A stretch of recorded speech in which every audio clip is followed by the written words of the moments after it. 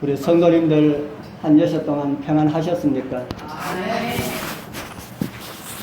오늘도 말씀을 사모하는 심령으로 주님 앞에 이르신 우리 모든 성도님들에게 성령의 감동하심으로 들려지는 말씀마다 바르게 깨닫고 그 깨달음으로 인하여서 마음에 뜨거운 감동이 함께하기를 축복합니다.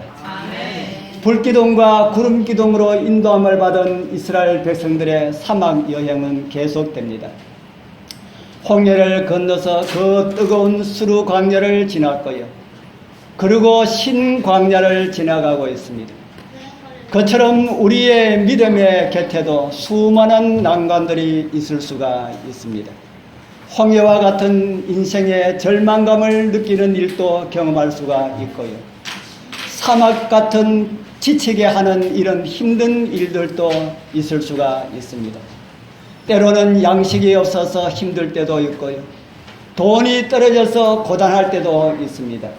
물이 서서 물을 마시기 힘들어 부러지질 때도 있습니다. 이러한 이스라엘 백성들의 그 노정은 믿음으로 살아가는 우리들의 길과 똑같다는 말씀을 듣는 일이 있습니다. 우리는 그들에게서 세상을 믿음으로 살아가는 지혜를 배울 수가 있습니다. 광야를 걸어갔던 이스라엘 많은 고생을 하였습니까? 이스라엘 백성들이 광야에서 많은 고생을 하였다 생각이 듭니까? 여러분들의 믿음의 생활은 어떻습니까? 정말 믿음으로 사는 사람들과 이 세상에 하나님을 믿지 않는 사람들, 그런 사람들과 한번 비교를 해보십시오. 믿음으로 사는 사람들만 죽으라고 고생을 하고 적당하게 사는 사람들은 적당하게 살기 때문에 걱정 없이 평탄한 대로 그렇게 살까? 어떻다는 생각이 듭니까? 하나님을 믿는 백성들은 믿음의 길이 되기 때문에 그렇게 고생을 하고 하나님을 믿지 않는 사람들은 적당하게 살기 때문에 그들은 고생 없이 살아가고 있다. 맞습니까? 제가 볼 때는 그 길이나 차이가 그렇게 없는 것 같다는 생각이 듭니다. 하나님께서 아담과 하와가 불순종하자 인생의 길에 가시와 은근키를 나도록 하셨습니다. 그거 왜 주셨을까요? 차를 타고 다니다 보면은 귀찮은 장애물들이 있지요. 이런 장애물, 학교 앞에 주로 많이 만들어져 있는 이것을 가지고 무엇이라 합니까? 과속 방지턱이라 합니까? 이건 무엇 때문에 두었다는 생각이 듭니까? 이거 있는 것이 좋습니까? 없는 것이 좋습니까? 있는 게 좋습니까? 어떨 때 그런데 있는 것이 좋다 하면서도 어떨 때 차를 타고 다니다 보면은 참 귀찮다 하는 생각이 들 때가 많이 있지요. 이 과속 카메라는 왜 있습니까? 차를 타고 다니는 사람들에게 벌금 물리기 위해서 있는 것일까요? 왜 있습니까? 사고를 방지하기 위하여서, 운전자들과 보행자들의 생명을 보호하기 위하여서 만들어 놓은 그런 기구들입니다.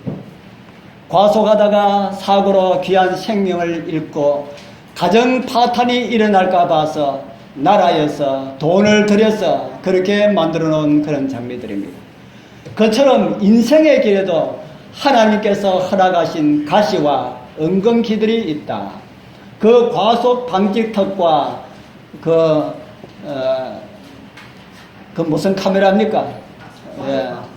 단속 카메라. 그런 카메라와 같은 그런 것이다. 그것을 아는 사람들은 그런 방지턱을 만날 때마다 감사할 수가 있지만은 그것을 알지 못하는 사람들은 왜 이런 것을 만들어서 차 타고 다니기가 이렇게 힘이 들까 하고 이렇게 불평을 하게 되는 겁니다. 이스라엘도 보면서도 믿지 못하고 불평을 많이 하는 이런 모습들을 우리는 광야의 이스라엘 백성들을 통해서 보게 됩니다. 우리는 그들을 통하여서 우리의 모습, 나의 모습을 우리는 보아야 할 것입니다. 하나님께서 절망과 같은 홍해에서도 홍해를 갈라주셨고요. 인생의 쓴맛 나는 물도 가지를 통하여서 달게 하신 하나님이십니다. 우리 여러분들이 믿음의 길을 갈 때에 홍해와 같은 절망적인 일들을 만날 때도 두려워하지 말기를 바랍니다. 기도하고 믿음으로 가시면은 분명히 홍해가 열리는 이런 경험들을 많이 하게 될 줄 믿습니다. 그리고 지난번 말씀드린 것처럼 양식이 떨어졌을 때도 하나님께서 도와주시는 것을 경험하는 그런 은혜도 있게 될 것입니다. 이제 이스라엘 백성들이 그런 어려운 여건들을 헤치고 나와도 여전히 유치원 수준입니다. 오늘 여러분들의 모습이 믿음의 성장이 없어도 낙심하지 마시라는 그런 은혜를 우리는 이스라엘을 통해서 보고 있습니다. 그러나 계속된 실패의 연속인 이스라엘을 보면서 우리는 교훈을 받아야 합니다. 그리고 우리의 신앙의 길에 도움을 발견하여야 할 것입니다. 그렇지 못하면 우리의 믿음의 길에 하나님의 말씀이 아무런 유익이 없을 것이라 하는 것입니다. 오늘 또 들려지는 말씀을 통하여서 우리의 믿음의 담력과 지혜를 얻으시는 그런 은총이 함께하길 바랍니다.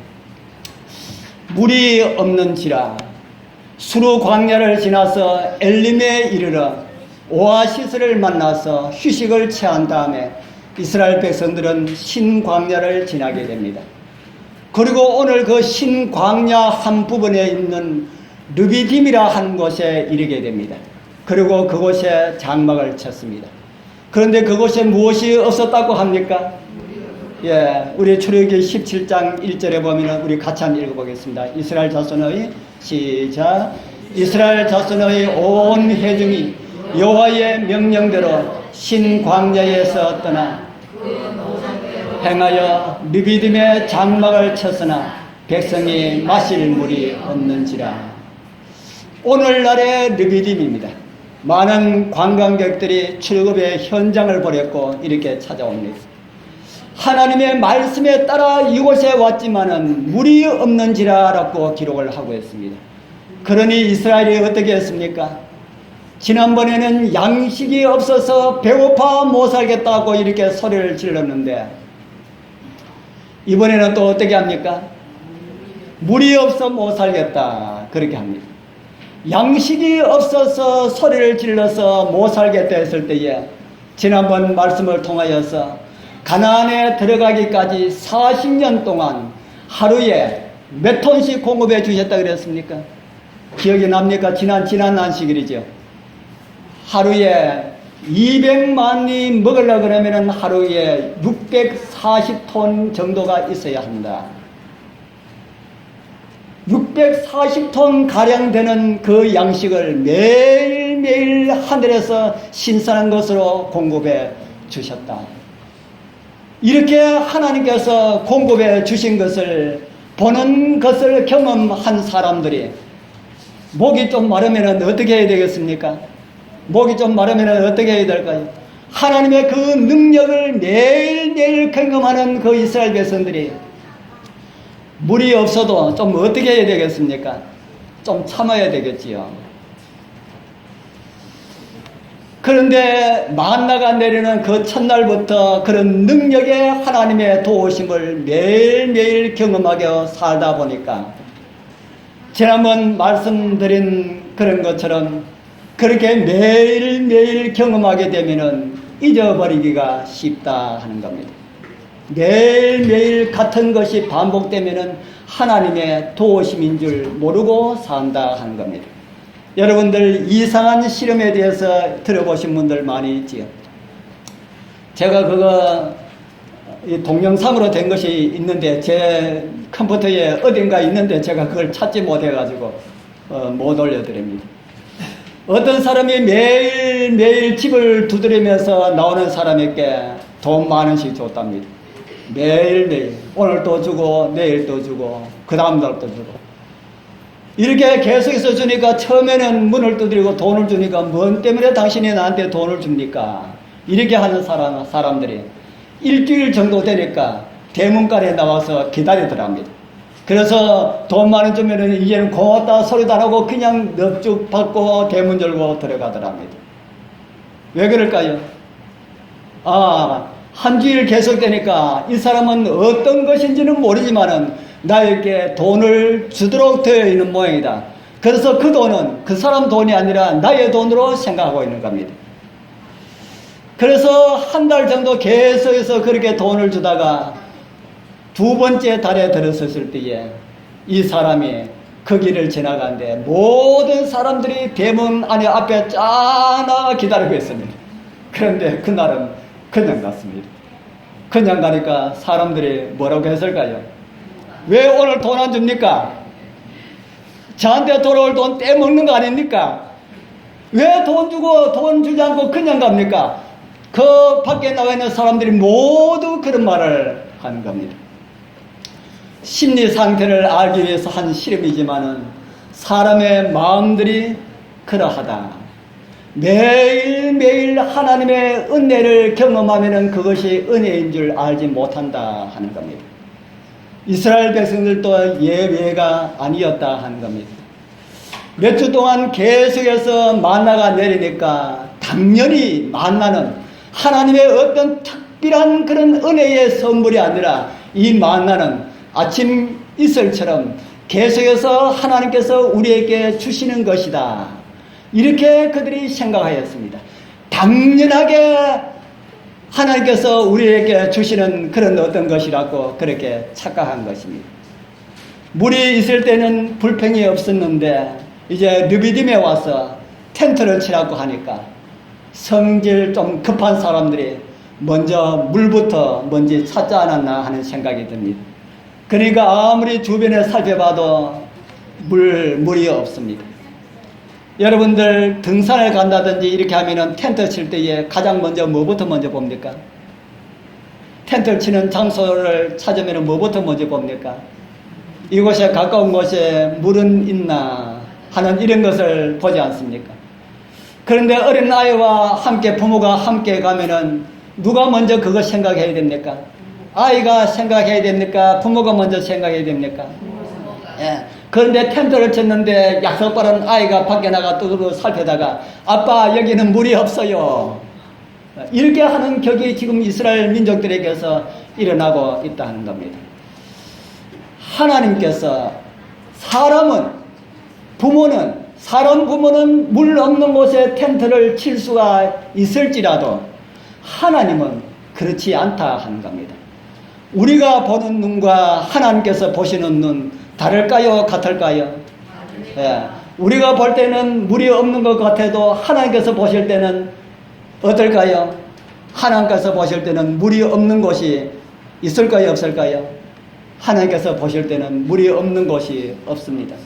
기록된 바 내가 너를 많은 민족의 조상으로 세웠다 하심과 같으니 그의 믿은 바 하나님은 죽은 자를 살리시며 그 다음에 같이 읽어보겠습니다. 시작. 없는 것을 있는 것 같이 부르시는 이시니라. 아멘. 이 말씀은 어떤 말씀 같습니까? 하나님은 없는 것도 있는 것처럼 보시는 그런 분이 하나님이시다. 사람들 눈에는 물이 없을지라도 하나님께서 보실 때는 모든 것이 물이다 하는 겁니다. 하나님께서는 죽은 자도 산 자처럼 부르시는 그런 분이시다 하는 겁니다. 하나님께서 사람으로 오신 예수님께서 진짜 그렇다는 것을 보여주셨습니다. 죽은 야이로의 딸을 잠자는 아이 깨우듯이 불러 일으켰습니다. 상녀 메고 가는 죽어서 상녀 메고 가는 청년을 친구 깨우듯이 예수님께서는 불러 일으켰습니다. 죽은 지 사흘 되는 친구 나사로를 무덤 속에 있는 그 나사로를 야외에 놀러 가서 야외에서 부르는 친구 부르는 것처럼 불러서 무덤에서 나오게 하셨습니다. 양식이 없어서 오늘 묵고 축저했던 그 과부의 집에 양식을 공급하신 분이 바로 우리 하나님이십니다. 여러분들은 알고 계셨습니까? 잊고 계시지는 않으셨습니까? 이런 하나님께서 광야에서 텐트 치자고 해도 불평하지 말기를 바랍니다. 산에 가서 높은 산 꼭대기에서 이곳에서 우리 함께 배를 만들자 해도 하나님께서 말씀하셨기 때문에 우리는 불평하지 말아야 합니다. 하나님을 아버지로 믿는 사람들은 그렇게 살아갑니다. 누가 그렇게 했습니까? 누가 산꼭대기에서 이곳에 배를 짓자 하니까 예 그렇게 합시다 하고 산꼭대기에서 누가 배를 지었습니까? 노아가 그렇게 했지 않았습니까? 그런데 이스라엘은 그렇게 하지 못했다 하는 겁니다. 우리 출애굽 17장 2절에 있는 말씀, 백성이 모세와 다투어 가로되 우리에게 무엇을 주라 그럽니까? 우리에게 물을 주어 마시게 하라. 그러니까 모세가 그들에게 이르되 너희가 어찌하여 뭐하느냐? 나와 다투느냐? 어찌하여 너희가 나와 다투느냐? 그렇게 말을 하고 있습니다. 모세에게 우리에게 물을 주어 마시게 하라. 목말라 못 살겠다 하니까 모세가 너희들이 왜 나와 다투느냐? 그렇게 말을 합니다. 이 말씀이 무슨 말씀일까요? 지금 이스라엘 백성들이 모세가 인도합니까? 하나님께서 인도하고 계십니까? 하나님께서 인도하고 계시는 것을 이스라엘 백성들이 알았습니다.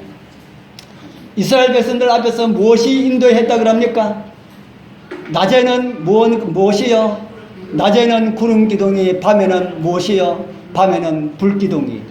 이렇게 구름 기둥과 불 기둥의 인도를 따라서 왔는데, 이곳까지 왔는데 너는 불기둥 구름기둥 그 앞에 그 뒤에 내가 너희들보다 먼저 앞에 나선 것뿐인데 왜 물렀다고 나와 다투느냐, 이렇게 말을 한 것입니다. 우리 사랑하는 성도님들, 우리도 목마를 때에, 세상에 갈증이 올 때에 나를 지금까지 도와주셨던 하나님의 손길을 잊어버리고 눈앞에 나타난 것에 인하여서 불평하고 원망하고 그럴 때가 많이 있다 하는 것입니다.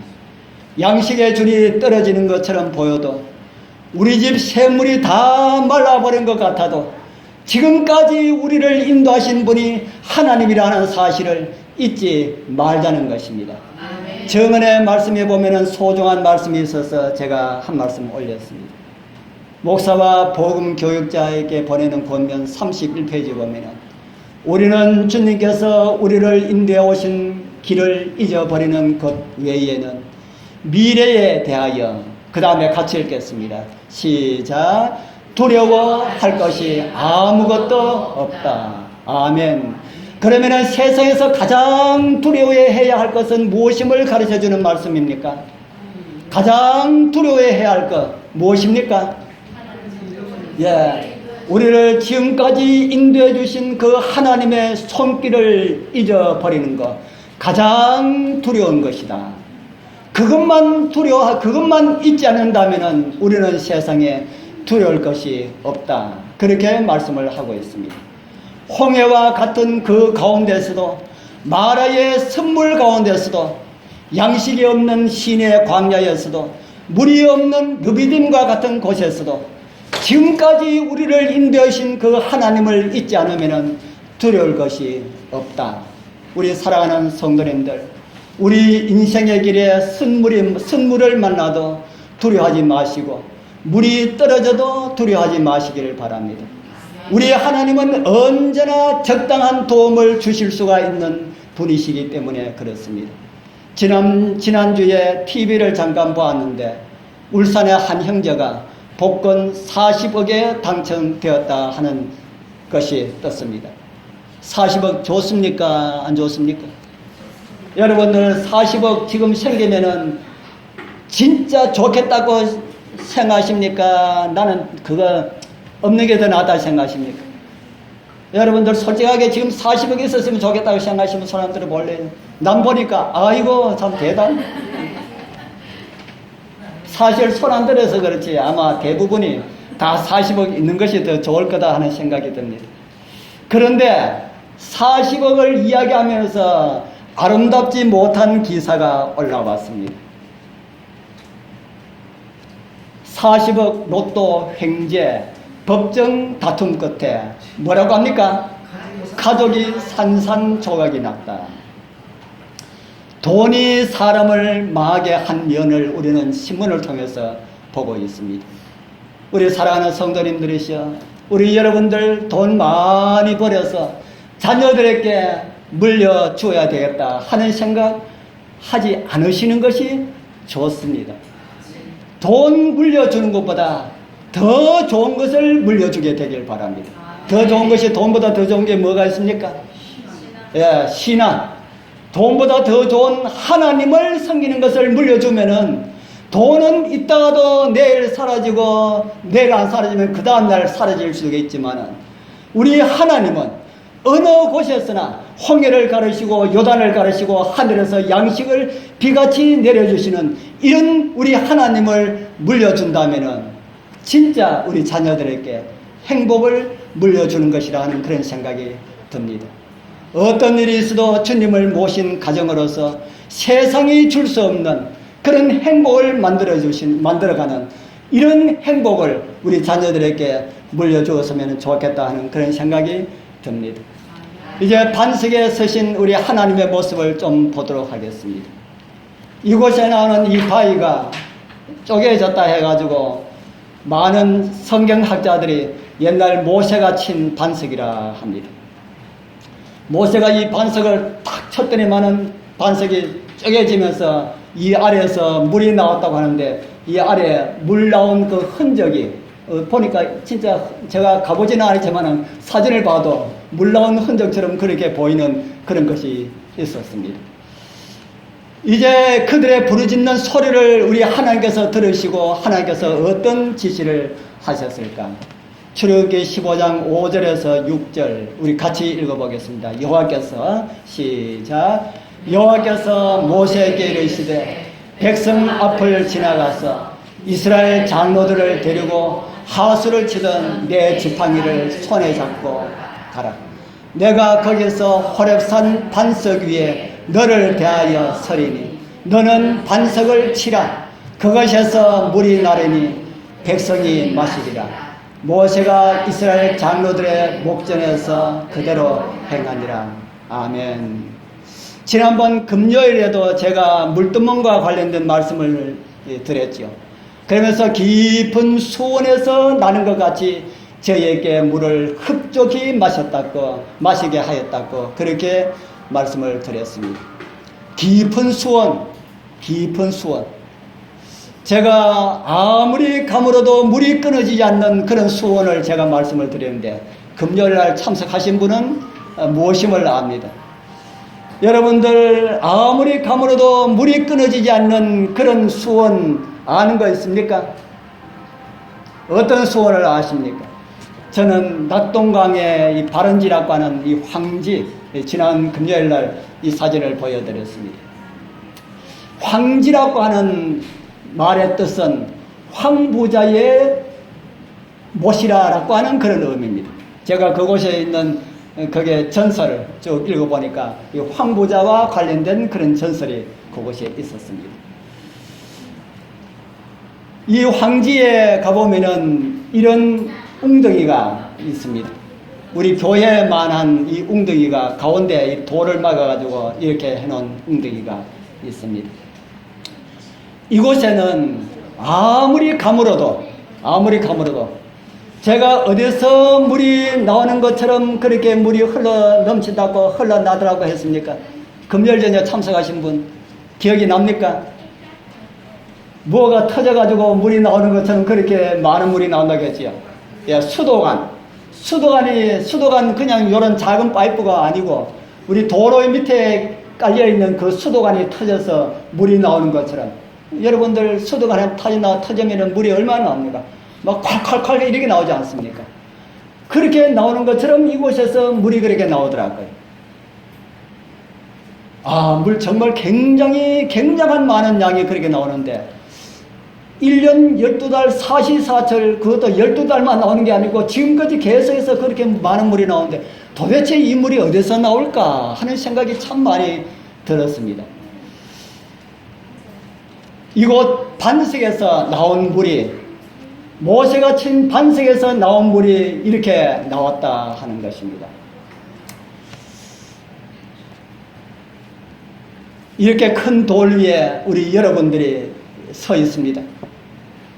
돌 위에 여러분들 한번 서 보셨습니까? 이 돌 위에 여러분들이 서 있는데 갑자기 어떤 사람이 와서 그 돌을 진다한 막대기, 아주 강한 막대기를 가지고 난데없이 그 바위를 꽝 하고 친다면은 돌 위에 서 계신 여러분들의 마음이 기분이 어떨까요? 여러분들 기분이 어떨까요? 아, 기분 좋습니다. 한 번 더 쳐주십시오. 이렇게 할 사람이 있겠습니까? 기분이 어떨까요? 솔직한 기분이, 내가 바위에 이렇게 서 있는데, 그것도 이 사람처럼 손을 들고 이렇게 서 있는데, 아주 기분 좋은 이런 표현 아닙니까? 이렇게 서 있는데, 어떤 사람이 아주 몽둥이를 들고 와가지고, 사람은 치지 않지만 그 돌을 막 힘껏 때려쳤습니다. 기분이 어떨까요? 좋지는 않을 것이다. 그래도 기분 좋습니다 할 사람은 아무도 아마 100사람 가운데 아마 한 사람도 없을 것이다 생각합니다. 왜 그렇습니까? 기분 나쁜 이유가 무엇일까요? 내가 바위 위에 서 있는데 누가 바위를 쳤다면은 그것은 누가 맞은 기분처럼 같은 기분이 들까요? 내가 맞은 기분처럼 느껴진다 하는 겁니다. 정말 그럴까요? 그렇지 않다면은 나중에 실험을 한번 해보십시오. 바위에 서 있고 누가 와서 미친 듯이 바위를 한번 탁 쳐보십시오. 그래도 기분 좋다 할지. 지금 반석 위에 누가 서 계시겠다고 하셨습니까? 반석 위에 누가요? 내가 누굽니까?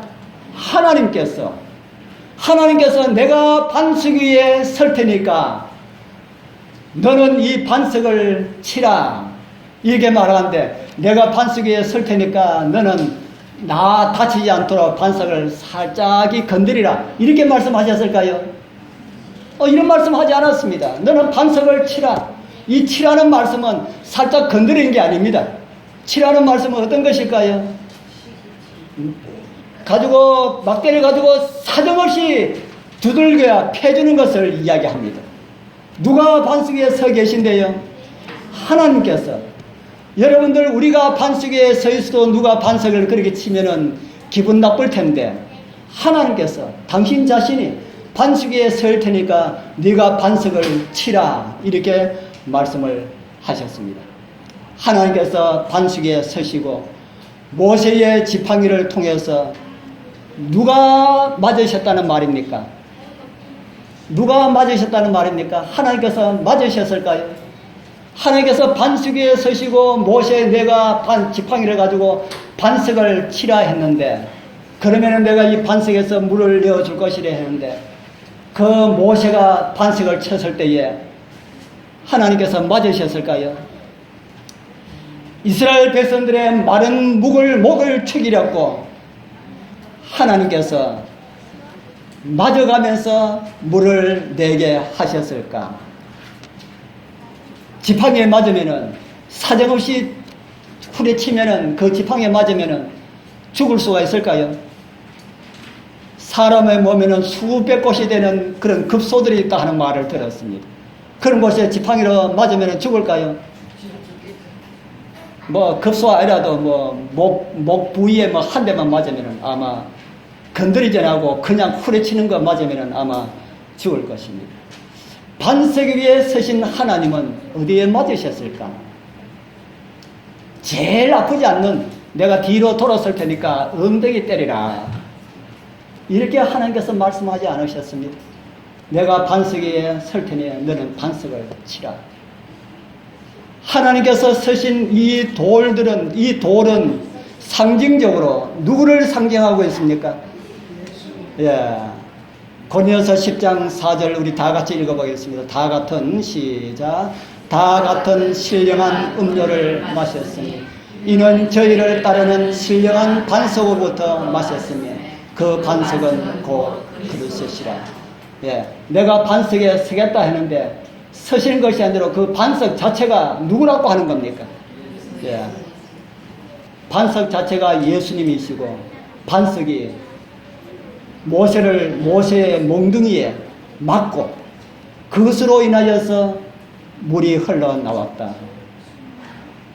예수님께서 맞으신 것이 맞습니까? 예수님께서 반석이라 하는 걸 보면은 예수님께서 맞으신 것이 맞는 것 같아요. 예수님께서 모세가 치는 그 반석에게 예수님께서 맞으셨다 하는 것이 맞는 말씀입니까? 맞지 않는 말씀입니까? 어떻게 예수님께서 맞을 수가 있느냐? 물론 상징입니다. 물론 상징이지만은 상징적으로 누가 맞으셨다 하는 겁니까? 예수님께서 맞으셨다 하는 겁니다. 예수님께서 맞았는데 어제 맞았습니까? 예수님께서 맞기는 맞으셨는데 맞고 죽었습니까? 살았습니까? 성경은 맞고 죽었다고 우리에게 말씀을 해주고 있습니다.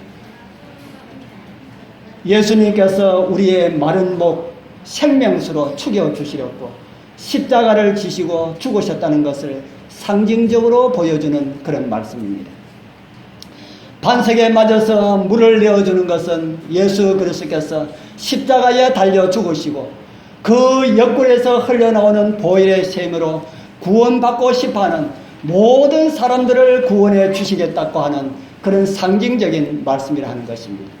우리 사랑하는 성도님들, 우리 여러분들 목이 마르십니까? 쪼개진 반석, 모세의 지팡이에 의해서 쪼개진 반석으로부터 흘러나오는 구원의 생수로 마른 목 축이게 되길 바랍니다. 물은 이스라엘 앞에서 반석으로부터 흘러내렸지만은 어떻게 하야만 갈증을 면할 수가 있습니까? 물은 그 반석에서부터 흘러내렸지만은 갈증은 어떻게 해야만이 갈증을 면할 수가 있습니까? 목이 마른 그런 사람들이 목이 말라서 목이 너무 타는데 여보게 나는 지금 물인데까지 달려가려 하니까 목이 타서 가지를 못하겠네. 그러니까 자네 나 대신 가서 물 좀 먹고 오게. 그러면은 내 목이 좀 시원할 것일세. 이렇게 말하는 사람이 있을까요? 없을까요? 만약 그렇게 한다면은 목이 대신 시원해집니까? 시원해지지 않습니까? 시원해지지 않지요. 갈증은 누가 먹어야 됩니까? 갈증은 목마른 사람이 먹어야 해결이 됩니다. 목마른 사람이 먹지 않고 보기만 해서는 해결이 될 수가 없다 하는 것입니다. 아마도 이런 귀한 영적 진리를 전달해 주시려고 하나님께서 그렇게 되지 않도록 해 주셨는지 모르겠습니다. 반석에서 물이 아무리 많이 나왔지만은 내가 마시지 않으면은 나의 갈증이 풀리지 않는다 하는 것입니다. 내가 가서 물을 먹으려고 그러면 어떻게 해야 됩니까? 엎드리든지 손으로 떠서 마시든지 그릇으로 떠 마시든지 그렇게 해서 마셔야 된다 하는 겁니다. 아버지가 마셨다 해서 아들의 갈증이 풀리지 않습니다. 남편이 마셨다 해서 아내의 갈증이 없어지는 것이 아닙니다.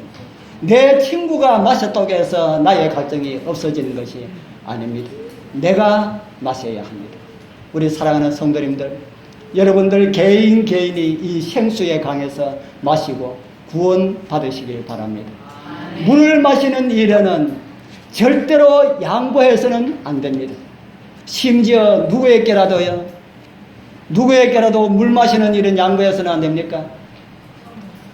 우리 밖에 우리 물 먹기 위해서 생수 먹기 위해서 그 줄 서는 일에는 누구에게라도 양보하는 것이 아름다운 미덕으로 보입니다.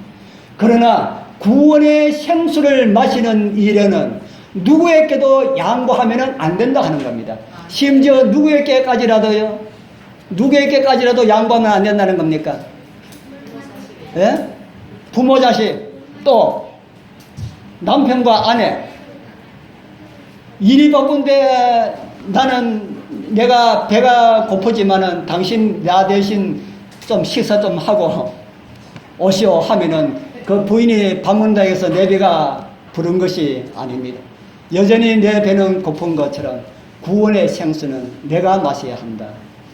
일이 바쁘기 때문에 나는 좀 견딜 수가 있으니 당신이 가서 구원의 물을 좀 마시고 나는 이번에는 좀 빠질 테니까 당신이 은혜 좀 많이 받고 오시오 하면은 부인은 은혜 받을지 모르지만 그 은혜가 남편에게까지 전달되지 않는다 하는 겁니다. 신앙에 서로 양보하는 것 어떻게 보면 참 아름다운 미덕처럼 그렇게 보입니다. 작년에는 뭐 우리 교회는 그런 분이 없기 때문에 제가 이제 마음 놓고 말씀을 드리는 겁니다. 작년에는 내가 장목회 갔다 왔으니 금년에는 당신이 갔다 오시오려. 참 아름다운 신앙 모습 같지 않습니까? 그렇게 하지 말라는 겁니다. 차라리 갈 수가 없는 것이 있으면 금년에 한 해 같이 쉬고 내년에 같이 가십시오. 부인의 신앙이 좋아지면 내 신앙이 좋아진다고 천만의 말씀입니다. 물론 조금 영향은 받을 수가 있습니다. 그러나 그렇게 되지 못합니다. 인류의 역사 가운데 가장 아름다운 가정, 한 가정을 꼽으라면 여러분들은 누구의 가정을 꼽겠습니까? 인류 역사상 가정 가운데 가장 행복했던, 죄를 모르고 그렇게 단란했던 그런 가정을 꼽으라면 누구의 가정을 꼽겠습니까? 욥의 가정. 또요? 다른 분들은요? 누구의 가정을 꼽겠습니까? 노아의 가정. 또요? 뭐 한 번만 자꾸 뭐 이야기하십니까? 다른 분은 생각나는 가정이 없습니까? 왜냐하면 제가 생각하는 그 가정이 나오질 않아가지고 제가 물어보는 겁니다. 아브라함, 아브라함도 아닌데. 하나님의 창조의 가장 완벽한 걸작품이었던 아담과 하와, 죄 짓기 전에 그들의 모습. 진짜 행복했을까요? 이 세상의 어떤 사람들보다 가장 행복했던 그 순간이 아담과 하와가 죄 짓기 전에 그들의 모습이었을 것이다 하는 생각이 듭니다. 그런데 그들 불순종으로 하나님의 생명에서 떠났을 때에 그들은 어떻게 되었습니까? 하나님의 생명을 떠나기 전에 그들에게는 진짜 사랑이 가득했습니다. 그런 하와가 선악을 알게 하는 나무의 실과를 먹고 누구에게도 주었다 그럽니까? 남편이 선악을 알게 하는 실과의 나무를 먹고 죽는 것을 하와가 원했을까요? 원하지 않았을까요? 범죄하기 전에는 원하지 않았을 것입니다. 범죄하기 전에 만약에 아담이 선악을 알게 나무의 실과를 따가지고 손에 있는 것을 보고 하와가 그걸 봤더라면 어떻게 했습니까? 아니 여보, 도대체 지금 당신이 정신이 있는 거야 없는 거야? 지금 뭐 들고 있는 거야? 당장 버리라고 이렇게 했을 텐데, 선악을 알게 하는 실과의 과일을 먹은 하와 어떻게 했는지 우리 여러분들 잘 아시죠? 그 처음에 앞에 거는 볼 필요 없고요. 그 여자가 그 실과를 따먹고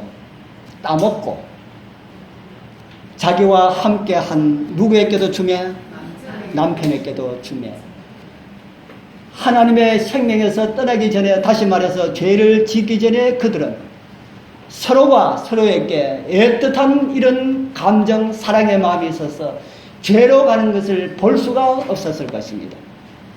볼 수가 없었다는 사실을 무엇을 통해서 알 수가 있을까요? 볼 수가 없었다는 사실을 서로가 서로를 사랑하는 그 아름다운 마음을 어디서 볼 수가 있었을까요? 아담을 통해서 볼 수가 있습니다. 아담이 하와가 선악을 알게 하는 나무의 실과를 아담에게 건네줄 때에 아담이 아하, 내 부인이 지금 어떻게 했구나? 범죄했구나. 그래서 죽게 되었구나 하는 것을 알게 되었습니다. 하와는 자기가 범죄해서 어차피 내 죽는데 뭐 남편한테도 줘가지고 같이 죽지 뭐 하고 남편에게 줬습니다. 이 하와는 진짜 하와가 범죄 전에 그 마음을 가지고 있었다면 자기는 죽더라도 아담에게 선악을 알게 하는 실과를 줄 수가 없습니다. 그런데 자기가 하나님의 생명에서 떠나게 되니까 자기 남편을 죄로 이끄는 유혹하는 그런 매개체가 되었습니다. 그런데 그것을 손에 들고 있는 과일을 본 아담은 자기 아내가 죽게 된 것을 알았어요. 그래서 그는 정말 아내를 사랑하는 마음으로 선악을 알게 하는 나무의 실과를 먹었습니다. 아내 없이 나는 못 살아. 아내 없이 나는 못 살아. 이렇게 우리 여러분들 범죄하지 말기를 바랍니다.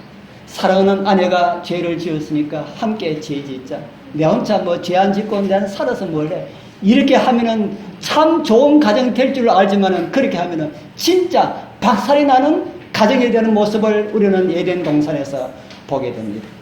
그래서 선악을 알게는 나무의 실과를 받은 아담은 사랑하는 아내를 너무 사랑하는 마음으로 혼자 이 세상을 살 수가 없다는 그런 마음으로 이제 먹었습니다. 어떻게 보면 참 감동적이지요. 우리 여러분들 제발 그런 사랑은 하지 말라고 제가 부탁을 드리는 겁니다. 그래서 그런 마음들이 다 거짓이었다는 것이 심판날에 다 드러난다는 겁니다. 하나님께서 오셨습니다. 그리고 아담을 부르십니다. 너 왜 선악을 알게는 나무의 실과를 먹었느냐라고 하는 이런 질문에 아담이 무엇이라 했습니까? 아담이 무엇이라 했어요? 자, 같이 읽어봅시다. 아담이 시작. 아담이 가로되 하나님이 주셔서 나와 함께 하신 여자 그가 그 나무 실과를 내게 주므로 내가 먹었나이다. 먹기 전하고 먹고 난 다음하고 이렇게 사람이 달라집니다. 누구 때문에 먹었다 합니까? 아내 때문에 먹었습니다. 아담이 죄를 짓고 난 다음에는 자기 부인을 하와라고도 부르지 않았습니다. 저 누가요? 저 여자가 하나님께서 만들어서 나에게 주신 저 여자가 줘서 제가 먹었습니다. 죄를 짓기 전에는 없으면 못 살겠다고 했던 이 아담이 마음에 죄가 들어가자 마음이 그렇게 변질되어 버렸다.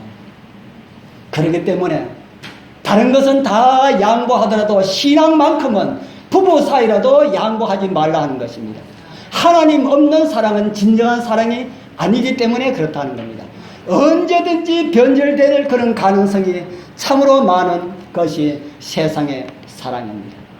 죽지 못해 사는 사람은 진짜 사랑이 아닙니다.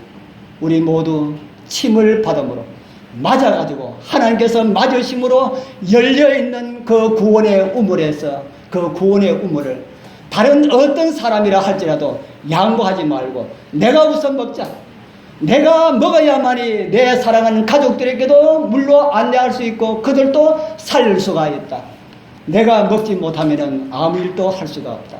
우리 사랑하는 성도님들, 바빠서 물 마실 시간이 없었다는 것, 나중에 주님 오실 때 그거 핑계 되지 않습니다. 우리 모두 쪼개짐으로 열려지신 반석되시는 예수 그리스도부터 나오는 풍성한 생수의 복음의 말씀들, 이 은혜의 시기에 마음껏 마시고 고단한 광야 여행길 생수의 능력으로 즐겁게 감당하게 되길 축복합니다.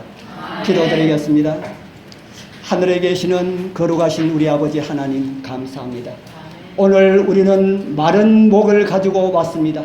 구원의 우물에서 마른 목을 축이는 것이 무엇인지 이해하게 되었습니다. 세상살이에서 피곤하고 지칠 때마다 생수의 우물 되시는 예수님께 나가게 되시고 주님께서 말씀으로 우리의 마른 목을 시원하게 하여 주시옵소서.